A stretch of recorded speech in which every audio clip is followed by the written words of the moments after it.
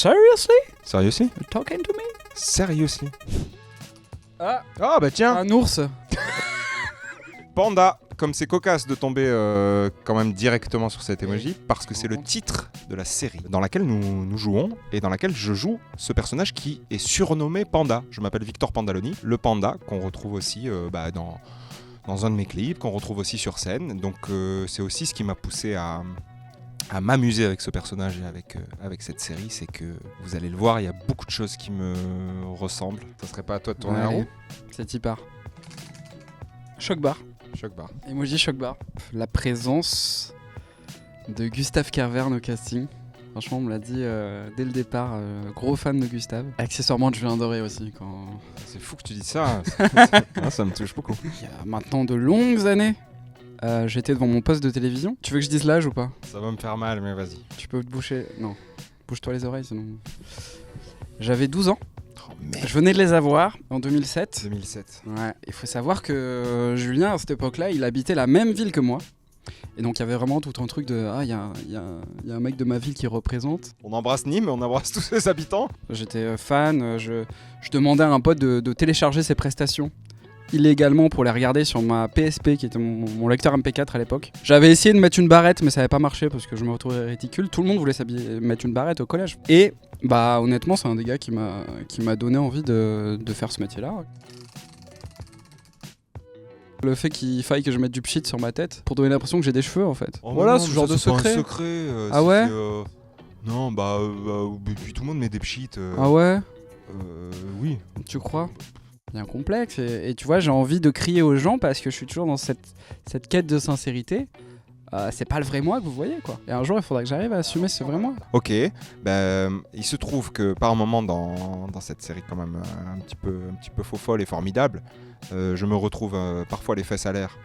Si mon postérieur est à l'air, la partie face de ma personne est elle-même dans quelque chose de très libre. Il se trouve que ces journées où je tournais tout nu, j'allais pas à chaque fois, parce que pareil, on peut pas aller s'habiller, on est dans une paillote où on tourne, on enchaîne le tournage, et bien j'enfilais un petit string chair. Tu parlais de ton pchit, je parle de mon string chair, et donc je me retrouvais de façon extrêmement naturelle, dans les moments hors clap, hors tournage, à naviguer et faire ma vie, et saluer des gens, parfois même le maire de Gruissant, qu'on embrasse, qui est passé, et quand tu es en string chair et que tout te paraît normal, et tu dis bonjour monsieur le maire, ravi de tourner quand même ici parce que c'est beau.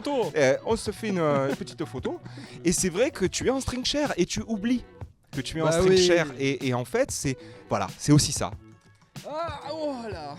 Chanteur, ça m'arrive, je chante pas de ouf, ben ça je me débrouille. On va peut-être pas chanter dessus. Et moi je te connais à peine. Et ce serait... Non, mais non. Il fait comme ça, mais vous verrez cet épisode qui se passe dans un karaoké où il chante.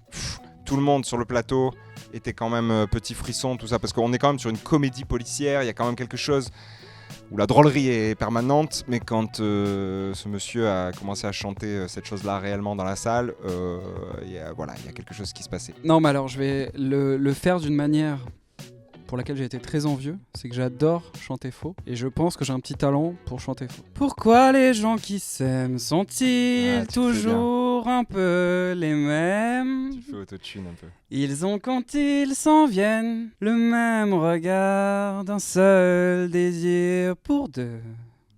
Ce sont des gens qui s'aiment. Tu vois, je pensais que tu le ferais, mais tu l'as fait beau. Tu l'as fait, mais non, mais tu joues sur la petite fausseté. Mais c'est un peu dur de. On voulait proposer des choses. Y a pas de souci là-dessus. T'étais pas là ce jour-là, me concernant. J'ai une pensée pour Ophélia Kolb qui joue le rôle de Lola. On a passé vraiment 3 mois du matin au soir ensemble. Et avec Ophélia, donc on est dans une scène, mais vraiment toute bête, où on doit juste débriefer une analyse qu'on a sur une enquête, quoi. Mais c'est vraiment tout bête, il n'y a rien de drôle. Pour une fois d'ailleurs, dans les dialogues, à ce moment-là, il n'y avait rien de drôle. Mais on doit tenir un babyphone en fait, parce que dans l'enquête, à l'autre bout de ce babyphone, il y a un bébé qu'on doit retrouver. On n'a retrouvé qu'une partie du babyphone. On fait nos déductions et Et le réalisateur Jérémy avait souhaité prendre l'autre partie du babyphone pour nous indiquer, en faisant des petits bruits, les espaces qu'on devait laisser dans nos répliques pour qu'on puisse après insérer le petit grésillement avec un bruit du bébé. Et on voit quand même dans un coin de notre regard notre réalisateur Jérémy qui fait des... Et Ah, je savais pas ça. on a craqué, mais vraiment profondément, on a pleuré de rire pendant des minutes et des minutes. Et c'était vraiment des larmes qui coulaient où je me disais, mais qu'est-ce qu'on est en train de faire ? Et ce truc-là, c'est vraiment le premier truc qui me vient parce que j'ai pleuré et ça m'arrive jamais dans la vie.